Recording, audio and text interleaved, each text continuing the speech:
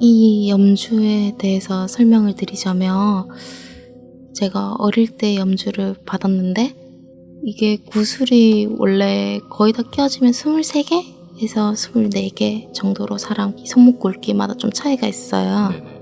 그래가지고 저는 딱 구슬 수를 할머니께서 이 정도 예비분으로 이제 뭐 갑자기 구슬이 터지거나 하면 염주가 터지거나 하면 잃어버릴 그런 것도 있다 네네. 보니까 몇 개 여유분 해서 이 정도면 되겠다면서 딱 주시는 거예요.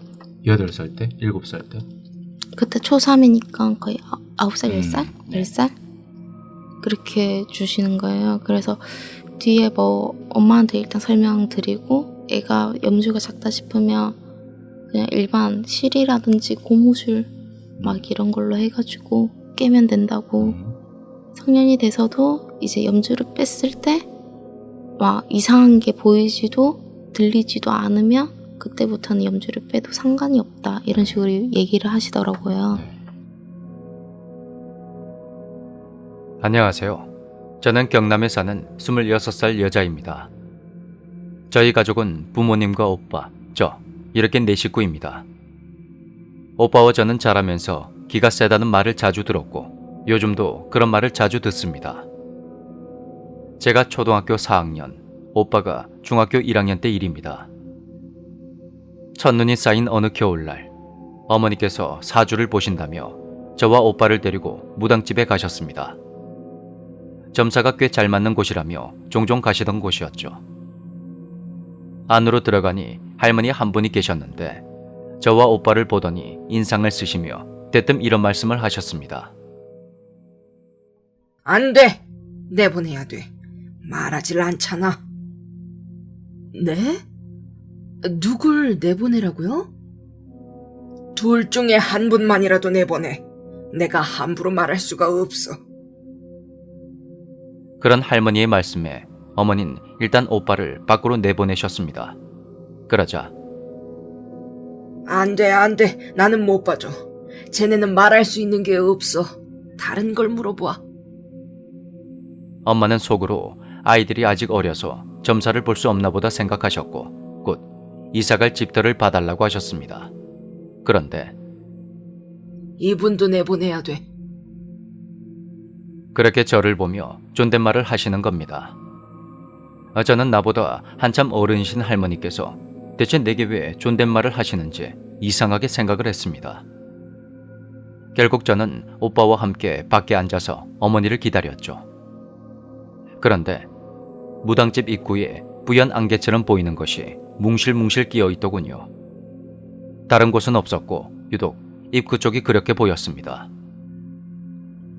사실 저는 어릴 때부터 길을 가다가 그렇게 한 곳만 아주 뿌옇게 보이는 걸 종종 봐왔던지라 그다지 신경은 쓰지 않았습니다. 한참 뒤에 어머니가 할머니와 함께 바깥으로 나오셨죠. 엄마, 저기 입구에 안개가 너무 많이 끼어 있어. 그러자 할머니께서 저에게 괜찮습니다. 해가 되는 게 아니니 그냥 가시던 걸음을 가시면 됩니다. 그런 존칭을 쓰시며 말씀하셨습니다. 어머니는 저와 오빠를 데리고 서둘러 무당집을 나오셨습니다. 아까 안개처럼 끼인 게 보였다고 했지? 언제부터 보였어? 전 그런 어머니의 물음에 보인 지 꽤 되었는데 보였다 안 보였다 한다고 대답했습니다. 오빠는 아무 말 없이 입을 꾹 다물고 있었습니다.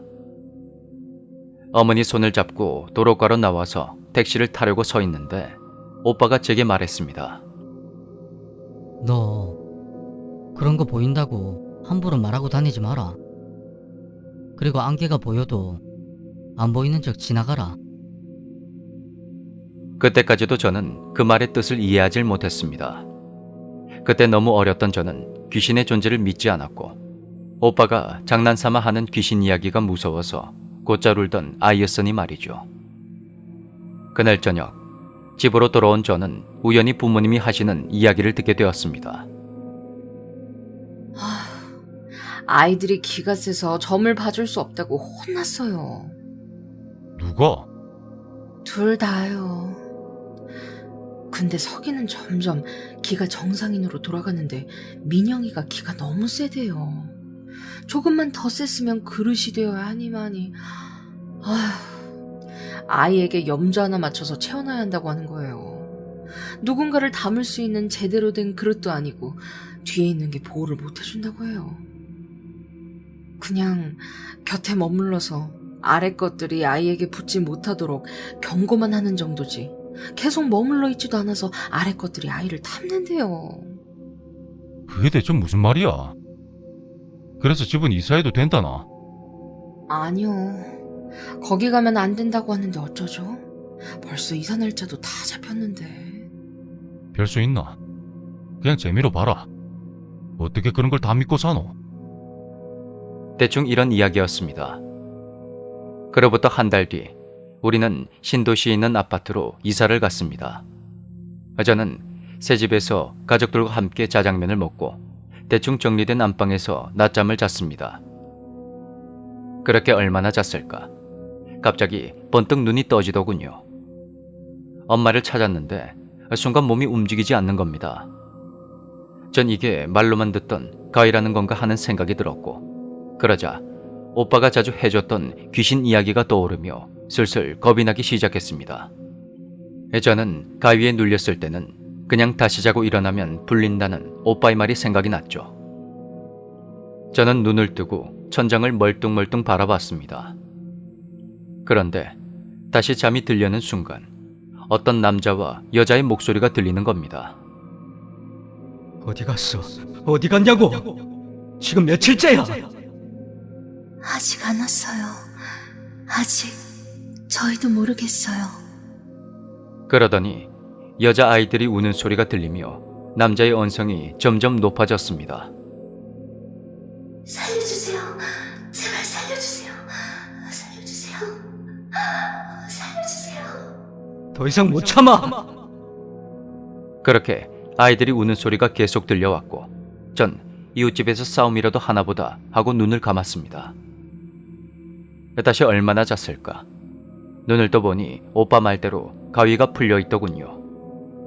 전 어제 놀이터에서 너무 놀아서 피곤했나 보다 하고 그냥 넘겼습니다. 그것이 시작임을 모른 채 말이죠. 어느 날 학교를 마치고 집에 와 보니 오빠는 벌써 집에 왔고 어머니와 부엌에 앉아서 과일을 깎아 먹고 있더군요. 전 어제 낮잠 잘 때 들렸던 싸움 소리를 물어보려고 어머니를 불렀습니다. 그런데 갑자기 오빠와 어머니가 아주 빠르게 움직이기 시작하는 겁니다. 마치 영상을 빨리 감게 하는 것처럼 말입니다. 순간 잘못 봤나 하고 그 자리에 멈춰서서 어머니를 불렀는데 그러자 또다시 어머니와 오빠가 빠르게 움직였습니다. 심지어 식탁 위에 있는 시계조차 빨리 움직이는 게 보이더군요. 3, 4분이 그렇게 순식간에 지나갔습니다. 갑자기 너무 소름 끼쳤던 저는 식탁을 향해 한 발 한 발 천천히 발을 옮겼습니다. 잠시 후 어머니와 오빠의 움직임이 정상으로 돌아오자 전 또다시 어머니를 불렀습니다. 엄마, 나 오늘 낮잠 잤을 때. 그러자 또다시 모든 것이 빠르게 움직이기 시작했습니다. 제가 평상시처럼 자연스럽게 움직이거나 말을 하면 그런 현상이 나타나더군요. 전 너무 무서워졌고 참았던 울음이 목끝까지 차올라서 끄끄거리기 시작했습니다. 결국 울음이 터져서 펑펑 울자 어머니와 오빠가 미친 듯이 움직이기 시작했습니다. 어머니는 서서 울고 있는 저에게 다가와서 절 안아주시며 등을 토닥여 주셨는데 제 등을 탁탁하고 엄청난 속도로 치셨습니다. 그런데 오빠가 저를 뚫어지게 쳐다보더니 갑자기 소리를 지르며 제 등을 아주 세게 후려치는 겁니다. 저리 가라! 깜짝 놀란 저는 등이 얼얼한 채 오빠를 바라보다가 목 놓아 울어버렸습니다. 그러자 시간은 정상적으로 흘러가기 시작했죠. 제가 그렇게 우는 동안 1시간이 흘러갔고 어머니는 이게 무슨 짓이냐며 오빠를 꾸짖으셨습니다. 오빠는 입을 꾹 다문 채 가만히 저를 보고만 있었습니다. 저는 오빠를 혼내는 어머니를 말렸고 상황은 대충 마무리가 되었습니다. 몇 시간 후 저와 오빠는 각자의 방에 들어가 잠을 잤습니다. 바닥에 푹신하게 이불을 깔고 누워 막 잠이 들렸는데 갑자기 쏘곤쏘곤하는 그런 소리가 들렸습니다. 옆으로 몸을 돌려 자고 있었는데 제 뒤에 누군가가 있는 그런 기분이 들었죠. 오빠가 온 건가 싶어 뒤를 돌아보려는 순간 저는 그대로 가위에 눌려서 몸이 굳어버렸습니다. 가만히 누워서 그 소리를 자세히 들어보니 그건 제 또래 여자아이의 목소리였습니다. 잠이 확 깨서 눈을 깜빡거리고 있는데 갑자기 깼네. 이런 목소리가 들리더군요. 순간 온몸에 소름이 돋았고 소리를 지르려고 했지만 목소리가 전혀 나오지가 않았습니다. 저는 미친 듯이 소리를 질러서 신음처럼 아주 가느다란 소리로 겨우 도와달라는 말을 했습니다. 엉엉 소리를 내서 울고 있는데 그 소리조차 전혀 바깥으로 나오지가 않더군요. 그때 제 뒤에 있는 뭔가가 재밌지? 재밌지? 오늘 정말 재밌지 않았어? 이런 말을 하는 겁니다. 순간 낮에 있었던 일들이 마치 비디오처럼 눈앞에 선명하게 보이기 시작했죠. 나는 엄청 재밌었는데 어때? 어때? 이 정도면 재밌지? 재밌지? 재밌지? 제 뒤에 있는 뭔가는 계속 재밌지라는 말을 반복했고 전 너무 무서워서 눈을 꼭 감고 속으로 살려달라고 외쳤습니다. 그렇게 몇 분 동안 같은 말만 반복하던 목소리가 갑자기 재미없었어? 나는 좋아할 줄 알았는데. 이러더니 갑자기 가위에서 풀렸습니다. 전 바로 오빠 방으로 뛰어가서 오빠에게 울며 불며 말했습니다. 오빠, 나 어떤 여자애가 자꾸 나한테 말 걸었어. 오빠, 일어나봐. 괜찮다. 오빠는 부스스 일어나서 제 머리를 쓰다듬어 주었고 저는 그렇게 잠이 들었습니다. 다음날 어머니에게 어젯밤에 있었던 일을 이야기했고 어머니와 함께 무당 할머니를 찾아갔습니다. 할머니 집 앞에 도착하자 할머니께서 부연 안개 같은 것에 휩싸인 채 서 계시더군요. 할머니는 놀란 눈으로 절 보시더니 곧장 달려오셔서 소금을 뿌리셨습니다. 다시 올 줄 알았습니다. 다시 오실 거라 생각했습니다. 어린 소녀가 맞지요. 그날 돌아가신 뒤에 여기 있어야 할 아이가 없어져서 걱정했습니다. 할머니의 말씀이 자신의 집터에는 여러 혼이 있다고 합니다. 제가 처음 할머니 집에 왔을 때 뚫어지게 쳐다봤던 안개 같은 것은 다름 아닌 혼들이 모여있는 모습이었던 거죠. 그 중에 어떤 여자아이와 눈이 마주쳐버렸고 그 아이는 제가 자신을 볼 수 있다는 생각에 저를 따라갔던 겁니다. 할머니는 제사상이 차려진 곳에 저를 데리고 가서 앉히시더니 쌀 같은 것을 뿌리셨습니다. 한참을 혼자 중얼거리시던 할머니께서 입을 떼셨습니다. 아이가 자신을 볼 수 있는 줄 알고 따라갔던 건데 해할 생각은 전혀 없었다고 합니다. 그러니 부디 용서해 주세요. 그럼 그 아이는 이제 안 나타나는 거예요? 이 아이는 이제 다시 여기서 지낼 거예요. 근데 그 집 제가 가지 말라고 했는데 결국 이사를 하셨네요. 그러자 갑자기 어머니의 표정이 굳어졌습니다. 어쩔 수가 없었어요. 이미 계약을 하고 이사 날짜를 맞춘 거라. 그런 어머니의 말씀에 할머니는 저에게 염주 하나를 주셨습니다. 자, 이것을 꼭 차고 계세요. 꼭 차셔야 합니다.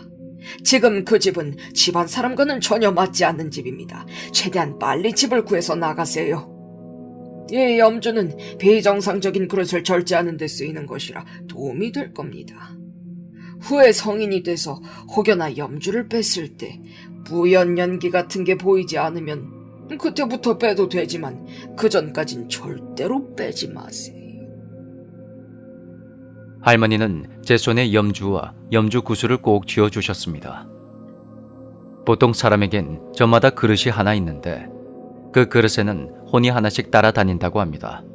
보통은 조상신이라고 하더군요. 사람이 점차 성장을 하면서 그 그릇도 제 형태를 갖추게 되는데 저는 그릇의 성장이 절제가 안 된다고 하셨습니다. 아마 성인이 되어서도 저의 그릇은 제대로 만들어지지 않을 것이며 그릇이 더 크게 되면 신을 받아서 무당이 되어야 한다고 하셨죠. 불안정한 그릇 때문에 무당이 되기 싫으면 반드시 이 염주를 차서 단 한 명의 혼이 받아질 만한 크기의 그릇이 될 때까지 절제를 해야 한다고 합니다. 하지만 너무 어렸던 저는 그게 무슨 말인지 이해하지 못했고 할머니가 마냥 무섭기만 했습니다. 이제 그 꼬마는 저 안 따라오나요? 이렇게 물었고 할머니는 아가씨를 괴롭힌 뒤에 제 뒤에 있는 혼에게 엄청 혼났다고 합니다. 그리고 거기에 있는 백호에게도 엄청 괴롭힘을 당해서 무서워서 가지 않을 거라 합니다. 이 아이의 말에 따르면 지금 그 집에는 백호가 발톱을 세워 긁으면서 심장을 도려낼 거라고 했다는군요. 하루빨리 그 집에서 나오셔야 합니다. 그런 알 수 없는 할머니의 말을 뒤로하고 저와 어머니는 집으로 돌아왔습니다. 그리고 그 집에서 1년 반을 살던 우리 가족은 결국 다른 곳으로 이사를 했습니다. 갑작스러운 아버지의 건강 문제 때문이었죠. 언제부턴가 아버지는 몇 번이나 쓰러지셨고 점점 야위어 갔습니다. 병원에선 이유를 알 수 없단 말을 반복했고 아버지는 곧 크게 잘못되실 것처럼 심하게 앓기 시작하셨죠. 그때 어머니는 무당 할머니의 말을 떠올렸고 결국 도망치듯이 그 집에서 나오게 된 것입니다. 그런데 정말 신기하게도 이사를 간 지 며칠이 채 되지 않아 아버지의 건강이 회복되는 것입니다. 어머니 말씀이 그때 그 무당 할머니께서 그 집과 우리 가족은 완전히 상극관계라서 접근조차 하면 안 된다고 하셨다더군요. 집과 사람도 서로 맞는 곳이 있다고 하셨다고 합니다. 그렇게 우리 가족은 평온을 되찾았고 시간은 계속 흘러갔습니다. 전 아직도 염주를 차고 다니는데 하얀 색이다 보니 그걸 본 사람들이 신기해하더군요. 시간이 흘러 22살이 되었던 해의 어느 날 제가 무심코 염주를 잠시 뺐다가 생긴 일입니다. 대학생이 된 저는 전공 특성상 엄청난 양의 과제 때문에 밤샘 작업을 밥 먹듯이 해야 했습니다. 그러던 어느 날 과제 마감을 하다가 시간이 너무 늦어서 친구 A 집에서 잠을 자게 되었죠. A와 저는 학창 시절에 같은 학교를 다녔고 같은 대학에 오게 되었습니다. 그 당시 저는 집에서 학교를 다녔고 A는 학교 근처에서 자취를 했습니다.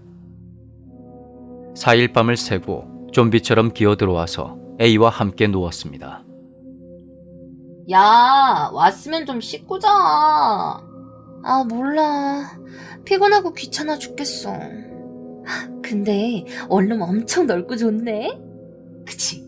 야, 방 엄청 잘 구했다니까. 일단 빨리 씻어. 그냥 눕지 말고. 아, 너무 귀찮아. 5분만 누워있자. 아, 허리가 너무 아파. 그렇게 저는 A와 시덥지 않은 대화를 주고받다가 샤워를 하러 욕실로 갔습니다. 어릴 때 무당 할머니께서는 염주를 주시면서 여분의 구슬을 같이 주셨는데 몸이 점점 자라면서 염주에 여분의 구슬을 넣어서 차고 다니게 되었죠. 할머니께서 저의 사이즈를 미리 아셨던 건지 저에게 주셨던 23개의 구슬이 모두 깨어지며 염주가 팔에 딱 맞게 되었습니다. 저는 평소와 같이 염주를 벗고 샤워를 한 후 밖으로 나왔습니다. 그렇게 A와 누워서 수다를 떨다가 보니 시간은 어느덧 새벽 3시였습니다. 옆으로 자는 버릇이 있던 저는 A가 자는 침대 쪽을 바라보며 한쪽 다리를 침대 위에 올린 채 그렇게 자고 있었습니다. 그런데 갑자기 이상한 소리가 들려서 눈을 떠봤더니 휴대폰은 새벽 4시를 가리키고 있었습니다. 그때 책상 구석에서 영어 스펠링을 중얼거리는 A의 목소리가 들렸습니다. 저는 새벽부터 공부를 하는구나 하고 눈을 다시 감았습니다. 그런데 갑자기 책상에서 현관 쪽으로 무언가 왔다 갔다 하는 게 보였고 순간 잠이 확 달아났죠. 얘가 대체 뭘 하는 건가 싶어 귀를 기울였는데 앞쪽에서 A의 코 고는 소리가 들리는 겁니다. 저는 설마 하며 침대에 올린 다리를 더듬거리며 A를 찾았고 제 다리에 A의 다리가 닿는 게 느껴졌습니다. 온몸에 소름이 끼쳐왔습니다. 지금 저쪽에서 왔다 갔다 하며 영어 스펠링을 말하는 건 누군가? 설마 도둑이 든 건가 싶더군요. 그것은 갑자기 우다다 하며 방을 뛰어다니기 시작했고 전 두 눈을 꼭 감고 속으로 자는 척하자 하며 식은땀을 흘리고 있었습니다. 혹시 도둑이면 어쩌나 하는 생각에 그것을 확인해 볼 생각으로 전 잠꼬대 하는 척하며 침대에서 다리를 툭 내렸죠. 그런데 몸을 뒤척이려는 순간 제 등 뒤로 무언가가 서 있는 게 느껴지는 겁니다. 너무 섬뜩해서 가만히 있는데 갑자기 등 뒤쪽에서 안 자고 있는 거 다 알아. 그렇게 저에게 말을 거는 것입니다. 정말 너무 무서웠지만 전 끝까지 눈을 꼭 감고 있었습니다. 그러자 안 자잖아. 그러더니 갑자기 또다시 영어 스펠링을 중얼거리며 제 주변을 왔다 갔다 거렸습니다. 속으로 계속 눈을 떠야 할까? 도둑이면 어쩌지? 근데 도둑이면 조용히 물건만 훔쳐서 나가지 저렇게 영어 단어를 말하진 않을 텐데 설마 귀신? 이런저런 생각을 하다 보니 순간 4일 밤을 새면서 과제했던 생각이 나며 화가 치밀어 올랐습니다. 4일 밤을 꼬박 새고 와서 시험 공부도 해야 되는데 저것 때문에 잠을 못 자고 있다 생각하니 짜증이 확 밀려오더군요. 에라 모르겠다. 저는 눈을 번쩍 뜨고 상체를 일으켜 소리를 쳤습니다. 야, 이 개새끼야, 시끄럽다고! 꺼지라고! 미쳤냐? 그런 제 목소리에 놀란 A가 무슨 일이냐며 눈을 비비고 일어났죠. A는 귀신 이야기라면 아주 즐겁을 하는지라 전 잠꼬대를 했다며 미안하다고 다시 자라고 했습니다. 뭔가 이상하다 싶었던 저는 그제서야 발목에 염주가 없는 걸 알아차렸습니다. 전 곧장 욕실로 가서 염주를 차고 다시 잠이 들었습니다. 다음날 함께 아침을 먹는데 A가 어제 새벽에 엄청 웃겼다며 낄낄대는 겁니다. 하지만 뭔가 찜찜했던 저는 A에게 혹시 이 원룸에서 무슨 일이 있었냐고 물어봤죠. 사실 A는 제가 가끔 이상한 걸 본다는 것도 이 염주가 어떤 것인지도 잘 알고 있었습니다. A는 겁에 질린 표정으로 그런 말은 전혀 듣질 못했다고 했습니다. 전 고민하다가 A에게 새벽의 일을 이야기했고 제 말에 A는 경악을 하더군요. 그 뒤로 A는 시험 기간이 끝날 때까지 원룸에 다른 친구들을 불렀습니다. 무사히 시험을 마치고 그 일이 잊혀질 무렵 A에게서 전화가 걸려왔습니다. 잠을 자는데 새벽에 누군가 자신의 방을 뛰어다니는 그런 소리를 들었다는 것입니다. 가위까지 눌리게 되니 너무 무섭다며 오늘 여기서 같이 자면 안 되겠냐 그리 묻더군요. A는 결국 집주인에게 집에 뭔가 있는 것 같단 말을 했고 집주인 역시 부동산을 통해서 그 집에 얽힌 비밀을 알게 되었다고 합니다. 대학가 근처에 있는 A의 원룸 건물에서 예전에 어떤 학생 한 명이 자살을 했다고 합니다. 그 이후로 지금의 주인이 그 건물을 사서 허물고 새로 지었던 거고요. 결국 집주인은 무당을 불러서 A의 방 안에서 구술했고 그제서야 그런 일이 없어졌다고 합니다. 지금 생각해도 소름이 돋는데 그땐 무슨 자신감으로 그렇게 호통을 쳤는지 조금 웃기기도 합니다. 한바탕 소동이 지난 후에 어느 날이었습니다. 앞에서 말한 것과 같이 제 염주는 사람에게 누구나 하나씩 있는 하나의 혼을 담는 그릇이 잘 완성되도록 절제를 해주는 염주입니다. 즉, 귀신을 쫓아주는 그런 염주는 아니란 거죠. 염주가 하얀색이라 보통 사람들이 보면 팔찌로 착각하기도 하는데 이번 이야기는 제 친구가 저 몰래 염주를 착용했다가 생긴 일입니다. 때는 2014년 겨울. 전 연말에 고등학교 동창들과 술자리를 가졌는데 친구 중에 귀신을 믿지 않는 남자아이 하나가 있었습니다. 이 친구를 정우라고 하죠. 정우는 제가 끼고 있는 액세서리들을 종종 빌려가곤 했는데 그날도 제 염주를 보더니 흰색 팔찌가 예뻐 보인다며 한번 껴보겠다고 하는 겁니다. 저는 이건 팔찌가 아니고 염주라며 다른 사람이 끼면 안 된다고 했습니다. 야, 그런 게 어딨노? 한번 빌려도. 그런 정우의 부탁에도 전 빌려줄 수 없다며 염주를 찬 손목을 감췄습니다. 친구들과 어울려 한창 술을 마시는데 취한 친구 한 명이 저에게 술을 쏟았습니다. 전 술을 닦아내기 위해 시계와 반지, 머리끈, 그리고 염주까지 모두 테이블에 두고 화장실로 갔습니다. 살짝 취기가 올랐던 저는 몽롱한 상태로 테이블에 둔 제 물건들을 모두 착용한 후 친구들과 함께 찜질방으로 향했습니다. 그런데 다리 하나를 건너는 순간 갑자기 그동안 안 보였던 뿌연 것들이 보이는 겁니다. 뭐지? 하고 잠시 멈춰섰지만 전 술기운 때문에 미처 염주를 확인하지 못했습니다.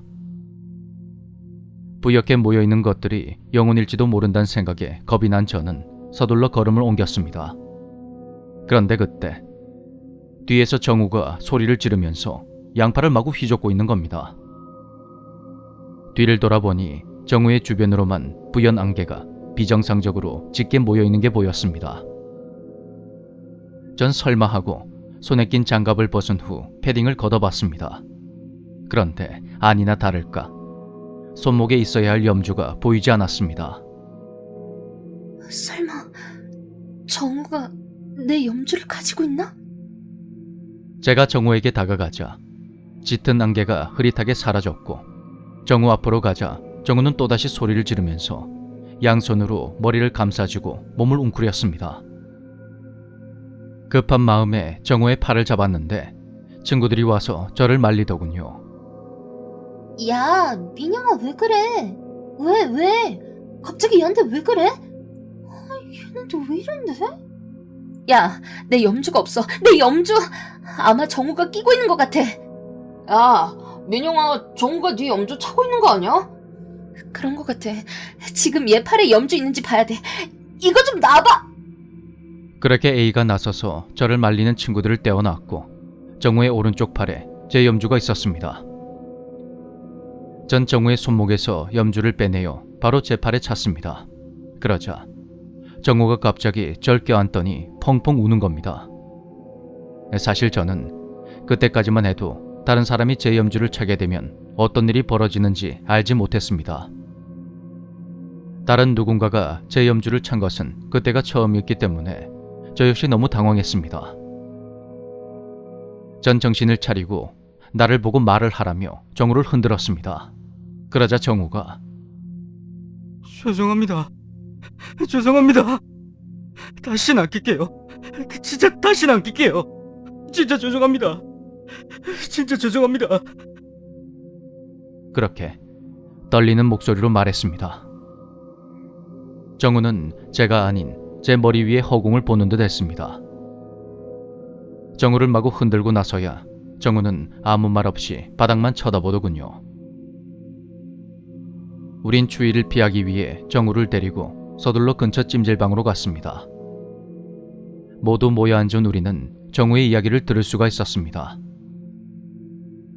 테이블에 제 염주가 있는 걸 본 정우는 찜질방에서 돌려줄 생각으로 제 염주를 찾다고 합니다. 술집에서 나와서 찜질방으로 가는 길에 정우는 제 뒤에서 웹툰을 보며 걷고 있었는데 갑자기 주변에서 발걸음 소리가 들리기 시작했다는 겁니다. 분명 주변엔 아무도 없는데 자신의 앞뒤와 양옆에 마치 누군가 있는 것 같은 그런 느낌이 들었다더군요. 잠시 후 정우는 숨이 턱 막히며 가슴이 답답해졌고 정신을 차려보니 자신이 생전 처음 보는 사람들 사이에 끼어 있었다고 합니다. 저기요, 좀 지나갈게요. 잠시만요.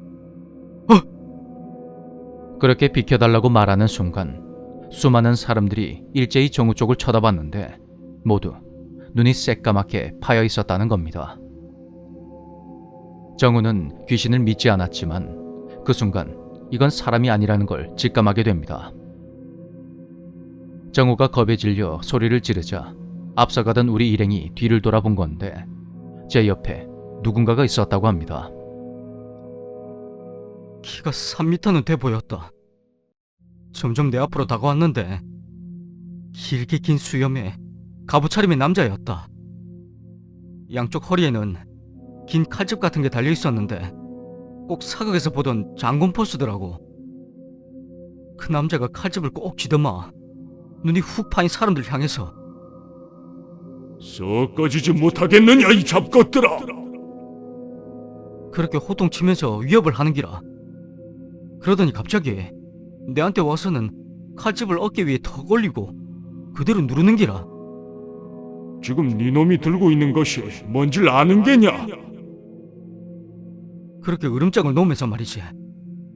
그 뒤로는 기억이 안 난다. 와, 그 큰 칼집으로 뒷목 누르는데 그 느낌이 아직도 생생하다 진짜. 그때 제가 정우의 손목에 있는 염주를 빼자 갑자기 자신을 누르던 힘이 사라졌다고 합니다. 제가 정우를 흔들면서 나를 보라는 소리에 눈을 떠봤더니 제 뒤에 그 장군 같은 남자가 덕하니 서서는 자신을 노려보고 있었다더군요. 그래서 정우가 제 머리 위쪽을 바라보며 연신 죄송하다는 말을 반복했던 것입니다. 그때의 일을 두고 친구들 사이에선 여전히 이런저런 말들이 많습니다. 아직도 정우는 가끔 제 염주를 보면 너무 무서워서 소름이 확 돋는다고 하더군요. 마지막으로 얼마 전 친구가 해준 이야기를 덧붙일까 합니다. 이 친구는 지극히 평범한 사람인데 귀신의 존재를 믿고 있습니다. 친구의 말에 따르면 보통 사람이 끼고 있는 염주는 그 사람의 불행을 흡수하여 걸러주는 역할을 한다고 합니다. 그래서 다른 사람의 염주를 끼게 되면 그 사람의 불행을 모두 가져가는 꼴이라 하더군요. 다른 사람들의 염주는 절대 끼지 마십시오. 불행한 일이 생길지도 모르니까요. 전 여태까지 사람들이 흔히 말하는 하얀 소복에 머리를 풀어헤친 그런 모습의 귀신을 제대로 본 적이 없습니다. 그래서 귀신의 존재에 대해서 반신반의합니다. 하지만 여러 일들을 많이 겪었고 아직도 이 염주를 차고 있다는 건 저 역시 아마 그들의 존재를 믿는다는 거겠죠. 제 그릇은 언제쯤 완성이 될까요?